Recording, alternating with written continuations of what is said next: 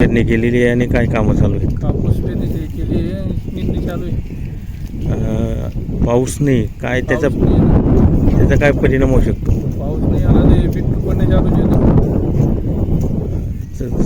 त्या दुबार पेरणीचं संकट आहे. दुबार पेरणीचे संकट येणं साधारण किती दिवसात जर पाऊस आला पाहिजे होता, आता आला पाहिजे, 8 दिवसात तर पाऊस पाहिजे. जर नाही झाला तर मग दुबार पेरणी नाही झालं तर मग बिट्टू पेरणीचे संकट आहे. संकटाची किती दादा हे क्षेत्र पूर्ण? 7 महिने. जसं सरकार सांगतंय यावर्षी कमी पाऊस अंदाजा वर्तवला जातोय, तर शेतकऱ्यांना का त्यापुढे कसं संकटांना सामोरे जावं लागणार? कमी पाऊस त्यामुळे काय आता हे पिकावरही नुकसान होणार.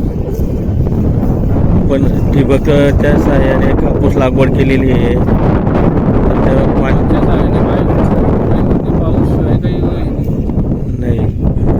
बी बियाणं सगळ्यांचं भाव वाढ झाली. खत 2200 रुपये भेटते 10 हां. बियाण्याचं. नंतर आता निंदणीचा खर्च निंदणीचा खर्च चालू आहे. चालू आहे. म्हणजे पाणी पाऊस येणं अत्यावश्यक पाऊस येणं अत्यावश्यक आहे. काय ठिबक दिसतंय जगण्यापुरतं आहे. बस बस. याने नंतर काय होणार नाही. ठिबकने मोठी झाली की उलट त्याला काही होणार नाही, तेव्हाच्या पाण्याने तर वाढ बी होऊ शकते. वाढ होऊ शकते त्याची.